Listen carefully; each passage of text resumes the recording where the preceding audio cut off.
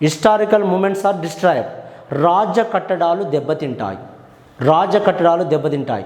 Like Taj Mahal. Taj Mahal ఏ రాయితో కట్టారు? Calcium కార్బోనేట్తో కట్టారు. కాల్షియం కార్బోనేట్, పాలరాయి. కాల్షియం కార్బోనేట్ అంటే ఏంటిది? పాలరాయి. కాల్షియం కార్బోనేట్ పాలరాయి. వైట్ స్టోన్ పాలరాయితోటి. ఇది కాక ఒకవేళ సల్ఫ్యూరిక్ ఆమ్లంతో కలిసినట్లయితే ఇక్కడ ఏం ఏర్పడుతుంది? సల్ఫ్యూరిక్ ఆమ్లంతో కలిపితే calcium sulphate, water, carbon dioxide. చూడండి, ఒక పసుపు కలర్లోకి మారిపోయింది, ఎల్లో కలర్కు మారిపోతుంది, రంగు మారిపోతుంది, దాని కలర్ మారిపోయింది. ఆమ్ల వర్షాలు దేని మీద ప్రభావం చూపుతుందంటే రాజ కట్టడాల మీద ఎఫెక్ట్స్ అవుతుంది. Effects on the what? Historical moments are destroyed. రాజ కట్టడాలు ఎంత మంచిగా ఉన్నటువంటిది, ఒక ప్రపంచంలోనే వింత తాజ్మహల్. చూడలేదు నేను, ఇది చూద్దాం అనుకునేవి, అప్పుడు పైసలు దొరకలేదు, కానీ ఇప్పుడు వీలవుతలేదు, టైం దొరకలేదు. ఓకేనా? ఇక ఎప్పుడు తిరిగినా ఈ ఉమ్మడి రాష్ట్రాలనే తిరుగుడు అవుతుంది, ఈ రెండు రాష్ట్రాలనే తిరుగుడు అవుతుంది, తెలంగాణ, ఆంధ్రప్రదేశ్. ఓకేనా? ఉంది కోరిక, చూద్దాం. రాజకట్టడాలు, పాలరాయి, కాల్షియం కార్బోనేట్, అది ఆమ్ల వర్షాలు కురిసినట్లయితే ఆ చుట్టూ మొత్తం అన్నీ కూడా లెదర్ ఇండస్ట్రీస్ అవన్నీ కూడా ఉంటాయట. మొత్తం ఇండస్ట్రీసే. తాజ్మహల్ చుట్టూ పరివాహక ప్రాంతం అంతా కూడా ఇండస్ట్రీసే. అనేక సంస్కరణలు జరిగినాయి, వాటి తొలగించాలి, ఇక్కడ ఉండద్దు, ఇక్కడ ఇండస్ట్రీస్ ఉండద్దు అంటున్నారు. మళ్ళీ అవే ఇండస్ట్రీస్ ఎల్లో కలర్కు మారిపోతుంది. అనేక ఇవాళ చూడండి, చార్మినార్ చూడండి ఏమవుతుంది రోజు రోజుకు. అది ఎందుకంటే అప్పుడు చార్మినార్ కట్టినాడు ఏం లేదు ఆడ పరిస్థితి, హైదరాబాద్లో ఏం లేదు. ఇప్పుడు ఇసుక పోతే రాలనంత జనం అయిపోయింది ఆడ, ఇసుక పోస్తే కింద రాలట్లేదు. అనేక కట్టడాలు, చారిత్రక కట్టడాలు అన్నీ దేంతో దెబ్బతింటుంటాయంటే ఆమ్ల వర్షాలతో దెబ్బతింటున్నాయి. ఒకటి. రెండు, వ్యవసాయ ఉత్పత్తి తగ్గును. వ్యవసాయం తగ్గిపోతుంది, వ్యవసాయం తగ్గును. ఆమ్ల నేలలో పంటలకు పనికిరావు, ఆమ్ల నేలల్లో పంటలు పండవు, వ్యవసాయం తగ్గిపోతుంది. కాలుష్యం ఏర్పడుతుంది, పొల్యూషన్ ఏర్పడడం వల్ల ఆమ్ల వర్షాలు కురుస్తున్నాయి. చర్మ వ్యాధులు ఏర్పడును, స్కిన్ డిసీజెస్ వస్తున్నాయి. స్కిన్ డిసీజ్ రావడానికి గల కారణం అవే. నెక్స్ట్, చేపల రొయ్యల పెంపకం తగ్గును. Aquatic culture is destroyed. What culture is destroyed? Aquatic culture is destroyed. చేపల రొయ్యల పెంపకం తగ్గును. ఒకప్పుడు ఏమనుకుంటున్నారు చేపలంటే, చిన్న కుంట, చెరువు, వాగో ఎన్ని చూసుకున్నా. పోయినప్పుడు అడిగాను, అవనిగడ్డ పోయినప్పుడు అక్కడ చేపల పంపకం అడిగాను, ఆ చేపల ఫిషర్మ్యాన్ అడిగాను. ఒకప్పుడు కొద్ది దూరంలోనే దొరికేది ఫిష్ సముద్రంలో, కానీ ఇప్పుడు చాలా లోతుకు పోవాల్సి వస్తుంది. అంటే మత్స్య సంపద తగ్గిపోతుంది, సముద్రంలో కూడా తగ్గిపోతుంది. అంటే పొల్యూషన్ వాటర్ వస్తుంది. ఒకప్పుడు ఇట్లా పోగానే దొరికేది వచ్చేసేది, ఇవాళ చాలా ఒక రోజే పోవాల్సి వస్తుంది చేపల గురించి. రోజే పోయి పట్టుకురావాల్సి వస్తుంది. అంటే చూడండి, అంటే తగ్గిపోయింది. ప్రతి కుంటలో, చెరువులో, వాగులో, నదిలో, సముద్రంలో కూడా తగ్గిపోతుంది. ఎందుకు తగ్గుతుంది అంటే మానవుడు వాడేటువంటి అనేక రసాయనాల వలన చేపల యొక్క అవి బతకలేకపోతున్నాయి, చచ్చిపోతున్నాయి. మనమే చస్తుంటే వాటికి ఏడ్చిండి ఇక. ఓకేనా? మనమే చచ్చిపోయే పరిస్థితి చెప్పవచ్చు. ప్రకృతిలో దేనికి అన్యాయం జరిగినా, ఏది ఇబ్బంది పడ్డా, ఏ జంతువు ఇబ్బంది పడ్డా, అది పెరుగుదలకు మనకు ఇబ్బంది జరుగుతుందంటే నెక్స్ట్ ఎఫెక్ట్ ఆన్ ది మనిషి మీదనే. ఒక జంతువు రోగం వచ్చింది, మనకు రాలేగా జంతువు, నెక్స్ట్ నీకే వస్తుంది, నెక్స్ట్ నీకే వచ్చేది. అట్లా ఉంటుంది కథ. చూసుకోవాలి, నేచర్ని చూసుకోవాలి. నేచర్లో ఉన్నటువంటి మొక్క, జంతువులకు ఏం జరిగినా నెక్స్ట్ ఎఫెక్ట్ మనకే జరుగుతుంది. అంటే అది ఇండికేట్ చేస్తుంది, మనకు నేచర్ ఇండికేట్ చేస్తుంది, నెక్స్ట్ వస్తున్న జాగ్రత్త నీకే వస్తున్నదని చెప్పి. అనేక జంతువులు రోగాలు ఇబ్బంది పడుతున్నాయి. అంటే ఏనాడు ఈ కరోనా లాంటిది వస్తుంది, మనకు రెడీగా ఉన్నాం అన్నట్టు. ఓకేనా? ఏంది మానవ పెరుగుదల, దుర్బుద్ధి, ఏది ఇండస్ట్రీస్ నిర్మాణాలు జరపడం, పోటీ కంట్రోల్ లేకుండా ఉండడం, కాలుష్య నియంత్రణ కంట్రోల్ లేకుండా ఉండడం, మనుషుల మధ్య కంట్రోల్ లేకుండా ఉండడం, ఇది విపరీతమైనటువంటి దానికి దారితీస్తుంది. జాగ్రత్త. Aquatic culture is destroyed. చేపల రొయ్యల పెంపకం తగ్గుతుంది, చర్మ వ్యాధులు ఏర్పడతాయి, వ్యవసాయం తగ్గుతుంది, రాజ కట్టడాలు దెబ్బతింటాయి. రాజ కట్టడాలు హిస్టారికల్ మూమెంట్స్ తాజ్మహల్, పాలరాయి ఉన్నటువంటి కాల్షియం కార్బోనేట్ ఏమవుతుంది, అది తెల్లబంద పసుపు రంగులోకి మారిపోతుంది. ఓకే, దిస్ ఈజ్ ఆమ్ల వర్షాలు. సల్ఫర్ నైట్రోజన్ వలన ఏర్పడుతుంది. ఆమ్ల వర్షం తీవ్రత సల్ఫ్యూరిక్ ఆమ్లం ఎక్కువ ఉంటుంది. సల్ఫ్యూరిక్ ఆమ్లం తీవ్రత ఎక్కువ ఉంటుంది. అందుకే ముందు రాశాను. దేని తీవ్రత ఎక్కువ ఉంటుంది? సల్ఫ్యూరిక్ ఆమ్లం తీవ్రత ఎక్కువ ఉంటుంది. సల్ఫ్యూరిక్ ఆమ్లం తీవ్రత ఎక్కువగా ఉండును. నెక్స్ట్ నత్రజనిక్ ఆమ్లం. నత్రజనిక్ ఆమ్లం, nitric acid HNO3, nitric acid HNO3, nitric acid HNO3 ఎట్లా ప్రిపేర్ చేస్తారు? దీన్ని ఆస్ట్వాల్డ్ విధానంలో తయారు చేస్తారు. ఆస్ట్వాల్డ్ ప్రాసెస్. నైట్రోజన్ పెంటాక్సైడ్ గాక వాటర్తో కలిస్తే నైట్రోజన్ పెంటాక్సైడ్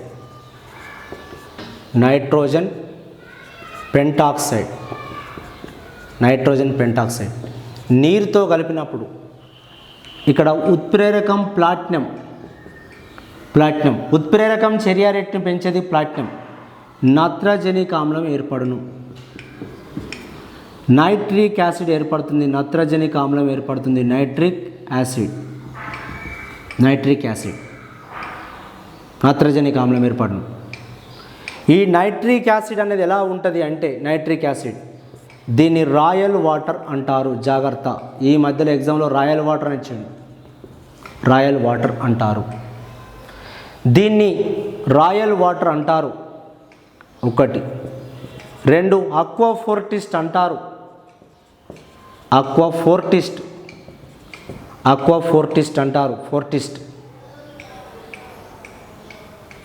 అంటారు. పసుపు రంగులో ఉండే ఆమ్లం, ఎల్లో కలర్ ఉండే ఆమ్లం, ఎల్లో కలర్ యాసిడ్.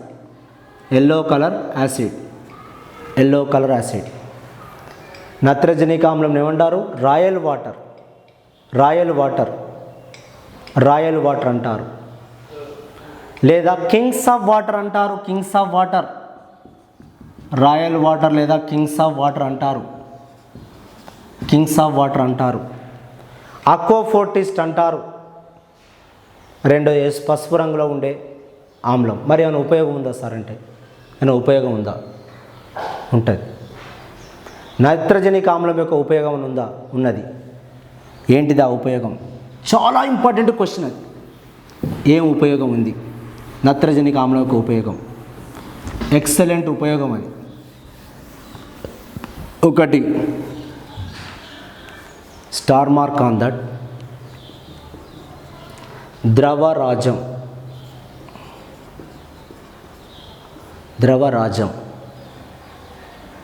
దీనికే ఇంకొక పేరు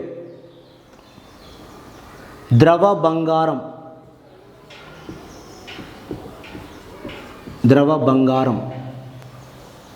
దీనికి ఇంకొక పేరు అక్వారీజియా.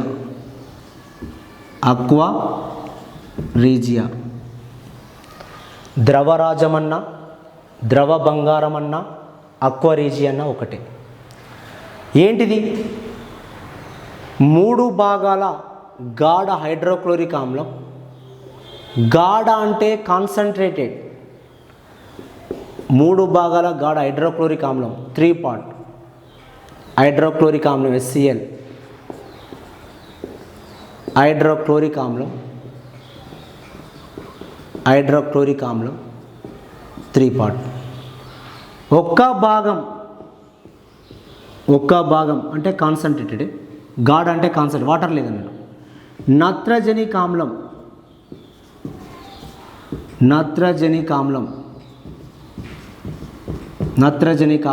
1 పార్ట్. 3 భాగాల హైడ్రోక్లోరిక్ ఆమ్లం, 1 భాగం నత్రజనిక ఆమ్లం. ఈ మిశ్రమాన్ని అంటే ఇది 3 ml అయితే 1 ml, ఇది 30 ml అయితే 10 ml, 3:1 రేషియో. ఈ మిశ్రమాన్ని ఏమంటారంటే ద్రవరాజం లేదా ద్రవ బంగారం లేదా అక్వా రీజియా.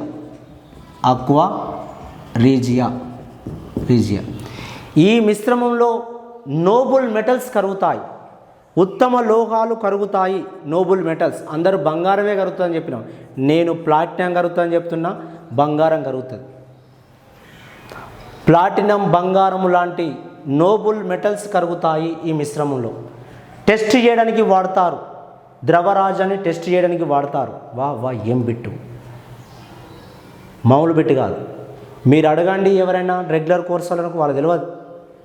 రెగ్యులర్ కోర్స్ వేరు, జిఎస్ జనరల్ స్టడీస్ వేరు, గుర్తుపెట్టుకోండి. You not worried about the, ఎందుకంటే వాళ్ళు ఇన్నర్ కావచ్చు, నైట్రిక్ ఆమ్లం పేరు ఇన్నర్ కావచ్చు, హైడ్రోక్లోరిక్ ఆమ్లం పేరు ఇన్నర్ కావచ్చు, కానీ అక్వా రీజియా తెలియదు. 3 భాగాలు అడగండి మీరు, 3 భాగాల హైడ్రోక్లోరిక్ ఆమ్లం, గాఢ హైడ్రోక్లోరిక్ ఆమ్లం కరెక్ట్ చెప్పాలి. మీరేం కేవలం నువ్వు చెప్పడానికి కాదు, జస్ట్ ఆన్సర్ పెట్టడానికే. ద్రవరాజం అంటే ఏమిటి? హైడ్రోక్లోరిక్ ఆమ్లం, నత్రజనిక ఆమ్లం, 3:1 రేషియో. గాఢ కాన్సన్ట్రేటెడ్, నాట్ డైల్యూట్, నాట్ విలీన కాదు, ఓకేనా. ఈ మిశ్రమాన్ని ద్రవరాజం, ద్రవ బంగారం, అక్వా రీజియా. అందరూ బంగారం కరుగుతారని చెప్తారు, బంగారమే కాదు, నోబుల్ మెటల్స్ అయినటువంటి బంగారము, ప్లాటినం కరుగుతాయి.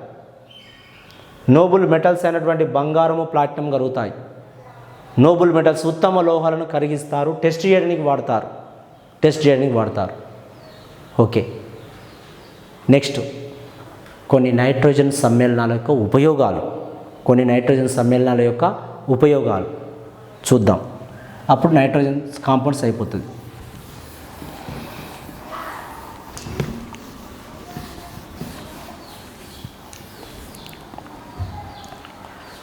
నైట్రోజన్ సమ్మేళనాల యొక్క ఉపయోగాలు. ఒకటి ammonium nitrate, ammonium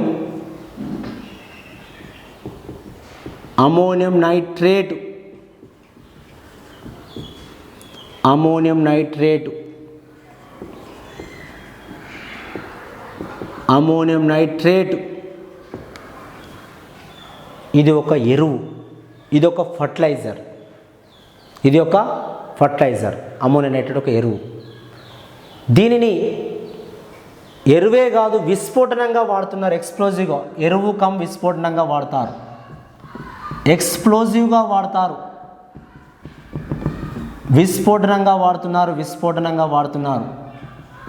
విస్ఫోటనంగా Hyderabad Gokul chat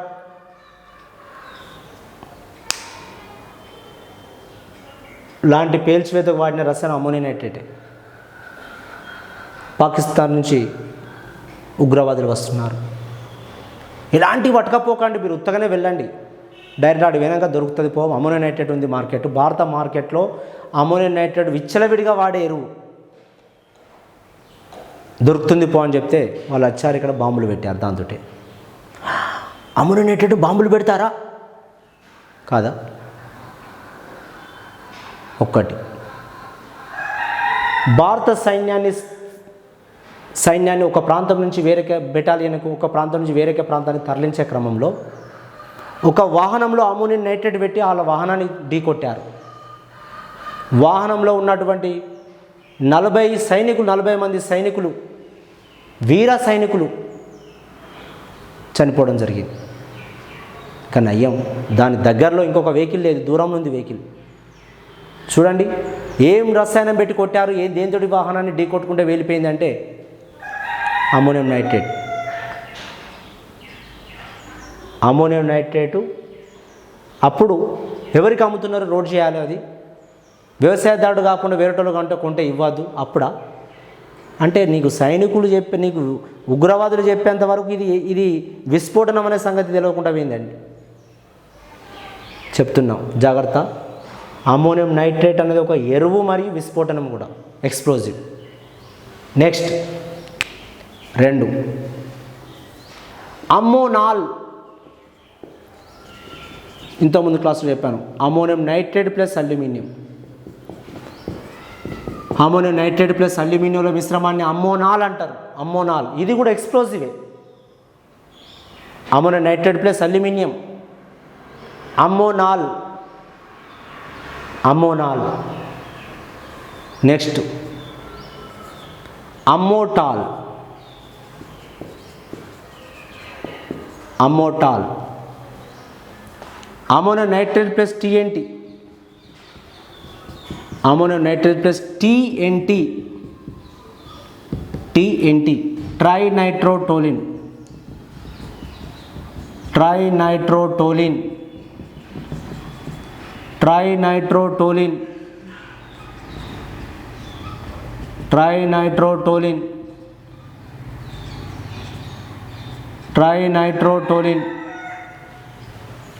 ట్రైనైట్రో 1 2 3 trinitrotoluene. Toluene ఇది కూడా ఒక విస్ఫోటనమే. అమ్మోటాల్ అంటారు. Amatol. Ammonium nitrate, ammonal, amatol. Amatol. Next డైనమోట్లో ఉండే రసాయనం.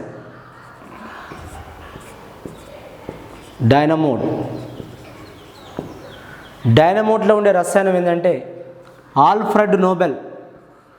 ఆల్ఫ్రెడ్ నోబెల్ స్థాపించిన రసాయనం కనుగొన్నటువంటి నోబెల్ బహుమతి, నోబెల్ ట్రస్ట్కు సంపాదించినందుకు డబ్బు ఎక్కడిది అంటే డైనమోట్ తయారు చేశాడు.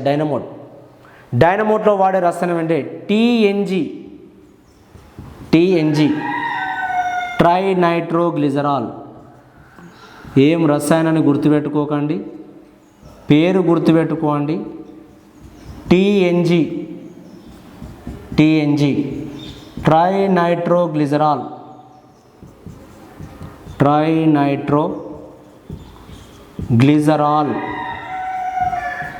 ట్రైనైట్రోగ్లిజరాల్ డైనమోట్లో వాడే రసాయనం. టీఎన్జీ ట్రైనైట్రోగ్లిజరాల్.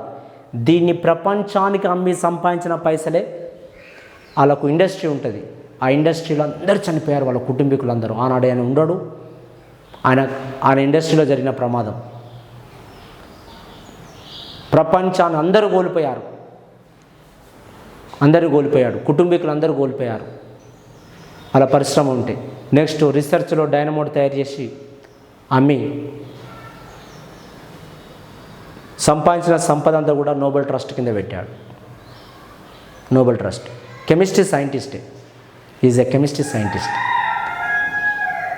లాస్ట్కు రీసెర్చ్ చేస్తున్న క్రమంలో ఆయనకున్న లవర్ను కూడా, ఆయన రీసెర్చ్కి పోతే ఆయన లవర్ ఉంటుందా, ఆమె వేరే అతను చేసుకొని వెళ్ళిపోయింది. ఓ మ్యాథ్స్ సార్ను చేసుకున్నది. అలా మ్యాథ్స్ సార్ లేపుకొని పోయాడు ఆయనకు నచ్చిన అమ్మాయిని. అందుకే నోబెల్ ట్రస్ట్ మ్యాథ్స్లోకి ఇవ్వరు. నోబెల్ బహుమతి ఇవ్వరు. ఆయన రాసిండు వీలునామాల, ఫిజిక్స్కి ఇవ్వండి, కెమిస్ట్రీకి ఇవ్వండి, బయాలజీకి ఇవ్వండి, మెడిసిన్కి ఇవ్వండి, ఏదానికైనా ఇవ్వండి, సాహిత్యం లిటరేచర్కి ఇవ్వండి, కానీ నా జీవితం నాశనం అయింది, మ్యాథ్స్కి అయితే ఇవ్వకండి. ట్రైనైట్రోగ్లిజరాల్ డైనమోట్ ఉండే రసాయనం. ఏంటిది? ట్రైనైట్రోగ్లిజరాల్. Next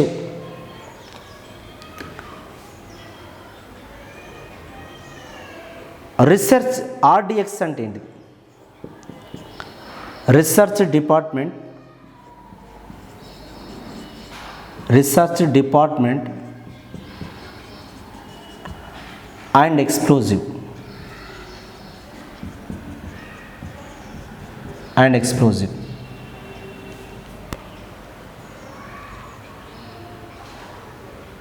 research department explosive. RDX కూడా ఒక విస్ఫోటనమే. ఆర్డిఎక్స్ అంటే ఏంది సార్? ఆడ ఈ ఉంది, ఈడ ఎక్స్ ఉంది అంటే అట్లే అంటారు. ఇది కూడా ఒక కెమిస్ట్రీ రసాయనం. మిక్చర్ ఆఫ్ కాంపౌండ్స్ వాడతారు. నెక్స్ట్ మిక్చర్ ఆఫ్ కాంపౌండ్ వాడతారు. గన్ పౌడర్లో ఉండేది ఏంటిది? Gun powder,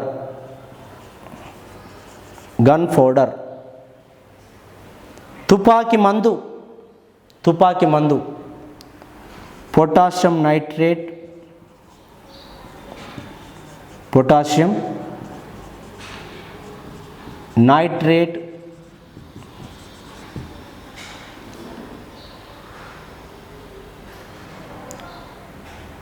sulphur, potassium nitrate, sulphur అంటే గంధకం, plus charcoal,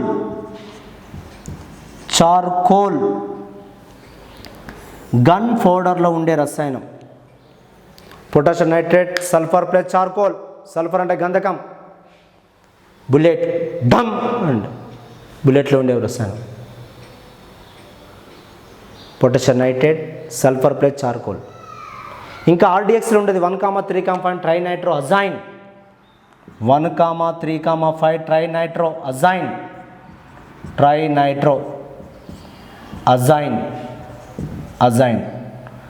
1,3,5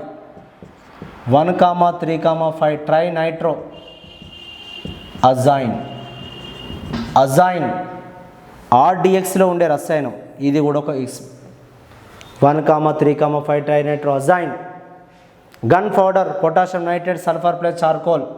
gun powder ammonal, ammonium nitrate, amatol, dynamite, RDX 1,3,5 trinitroazine. Gun powder, potassium nitrate, sulphur, గంధకం అంటే sulphur, charcoal, gun powder. రాయాలి, ఒక 2-3 times రాయాలి. రాస్తుంటే ప్రాక్టీస్ చేస్తుంటే వస్తుంటుంది. నెక్స్ట్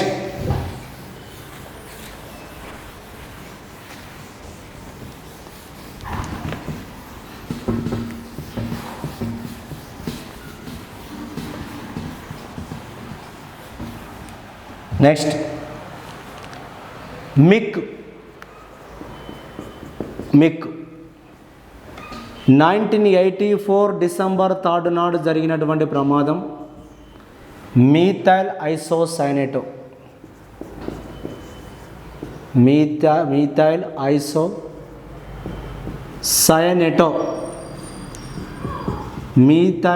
ఐసోసైనేటో మిక్ 70,000 మందికి కారణమైన Madhya Pradesh భోపాల్లో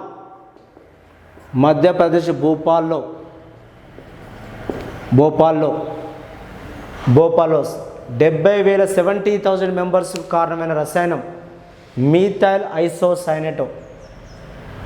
union Carbide company, what is the name of company? Union Carbide కంపెనీలో జరిగిన ప్రమాదంతో 70,000 మంది చనిపోవడం జరిగింది. American company. న్యాయం జరగలే. ఈ మధ్యకాలనే ఆ కంపెనీ యజమాని చనిపోవడం జరిగింది. న్యాయం జరగలే. ఇంటర్నేషనల్ కోర్టులో కూడా న్యాయం జరగలే. 70,000 మంది, 70,000 మెంబర్స్ అంటే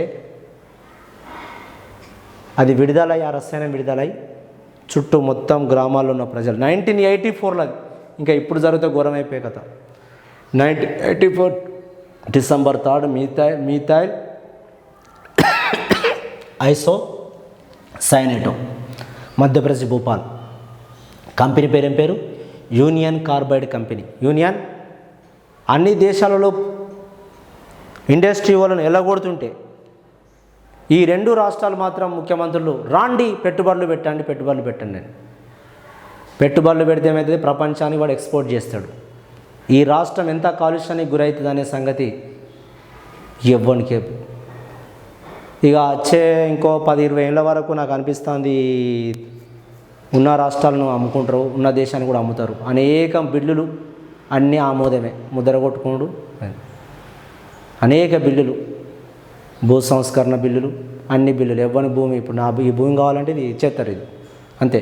ఎందుకంటే ప్రభుత్వానికి అవసరం ఉంటే ఏ భూమి అయినా ఇవ్వాల్సిందే, వానికి ఇష్టం లేకుండా ఇవ్వాల్సిందే. ఆ బిల్లు పెట్టిరల్లా అంటే మనం వేస్టే అన్నట్టు. అంటే అది ఎవరికైనా ఇచ్చుకోవచ్చు, అది ఏమైనా చేసుకోవచ్చు. అంటే అట్లా అయిపోతుంది. లాస్ట్కు దేశాన్ని, రాష్ట్రాలను అన్నీ అమ్మేస్తారు. ఉన్న ప్రజలను లాస్ట్కు వేరేటోని చేయలేదు. లాస్ట్కు అయిపోయేటట్టే ఉన్నది ఆ పరిస్థితి.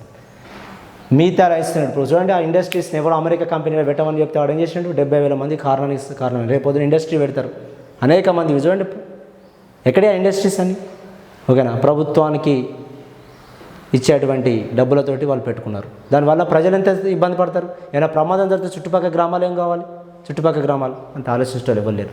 అందుకే ఇండస్ట్రీ పక్కన జిఎస్ ఇంటర్నల్ మీకు చెప్తున్నా, తప్పిజారిపోయి కూడా పరిశ్రమలు పక్కకు ఉన్నప్పుడు అక్కడ జీవించద్దు, అక్కడ ఉండద్దు. పరిశ్రమలు లేని కాడ పోయి ఉండాలి, దూరం పోయి ఉండాలి, కాలుష్యం లేని కాడ ఉండాలి. ఆడు ఉంటే ఆరోగ్యంగా ఉంటాం. పరిశ్రమల చుట్టుపక్కల ఉండకూడదు, ఎందుకంటే ఆమ్ల వర్షాలు కురుస్తాయి, గ్లోబల్ వార్మింగ్ జరుగుతుంది. అనేకమైనటువంటి వ్యర్థ పదార్థాలు, వాళ్ళు తాగే నీరు కాలుష్యందే, వాళ్ళు తినే ఫుడ్ కాలుష్యమే, వాళ్ళు ఉండే నేల కాలుష్యమే. ఎవ్రీథింగ్ ఈజ్ పొల్యూటెడ్ అవుతుంది. అందుకే జిఎస్ చెప్తున్నాం, ఎడ్యుకేట్ చేస్తున్నాం మిమ్మల్ని, ఓకేనా. నెక్స్ట్ సయనోజ్ బుల్లెట్ ప్రూఫ్లో ఉండే మందు, బుల్లెట్ ప్రూఫ్లో ఉండేది సిలికాన్ నైట్రేట్,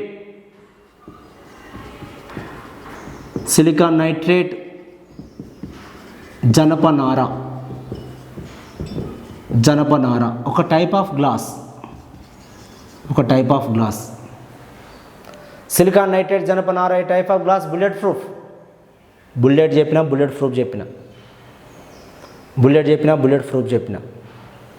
నెక్స్ట్ బుల్లెట్ ప్రూఫ్లో ఉండేటువంటి రసాయనం సిలికాన్ నైట్రేట్, జనపనార. Gun cotton,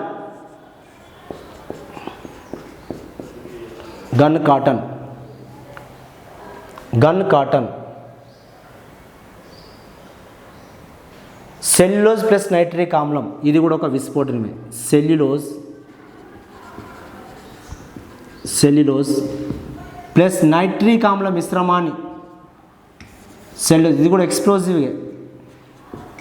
explosive. దీన్ని గన్ కాటన్ అంటారు. సెల్యులోజ్ ప్లస్ నైట్రిక్ ఆమ్ల మిశ్రమాన్ని గన్ కాటన్ అంటారు. సెల్యులోజ్ ప్లస్ నైట్రిక్ ఆమ్ల మిశ్రమాన్ని గన్ కాటన్. మరి రేయాన్ అంటే ఏమిటిది? రేయాన్ అంటే ఏమిటి? అంత నైట్రోజన్ సమ్మేళనాలు చెప్తున్నా. రేయాన్ అంటే దీన్ని కృత్రిమ సిలిక్ అంటారు. రేయాన్ అంటే కృత్రిమ సిలిక్. అడుగుతాడు, రేయాన్ అంటే కృత్రిమ సిలిక్. రేయాన్ అనగా కృత్రిమ సిలిక్. చూడండి,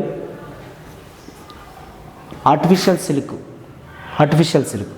gun cotton, cellulose plus nitric ఆమ్లం, బుల్లెట్ ప్రూఫ్ సిలికాన్ నైట్రేట్, జనపనార. మీథైల్ ఐసోసైనేటో యూనియన్ కార్బైడ్ కంపెనీలో జరిగిన ప్రమాదం 1984 డిసెంబర్ 3 మధ్యప్రదేశ్ భూపాల్, 70,000 మంది కారణమైన రసాయనం సయనోజన్.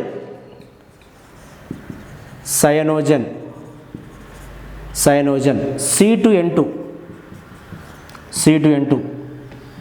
N triple bond C triple bond N. ఈ 4 ఆటమ్స్ మధ్య ఎన్ని బాండ్స్ ఉన్నాయి? 3, 4, 6, 7, 7 బాండ్స్ ఉన్నాయి. ఈ 7 బాండ్స్ బ్రేకేజ్ అయినప్పుడు ఎంత శక్తి వెలువడాలి? మరి దీన్ని ఎక్కడ వాడతారంటే సైనోజన్ను రాకెట్ ఇంధనంలో వాడతారు, రాకెట్ ఫ్యూయల్గా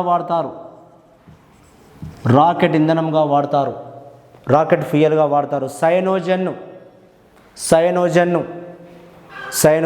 ఎక్కడ వాడతారు? రాకెట్ ఇంధనంగా వాడతారు. రాకెట్ ఇంధనం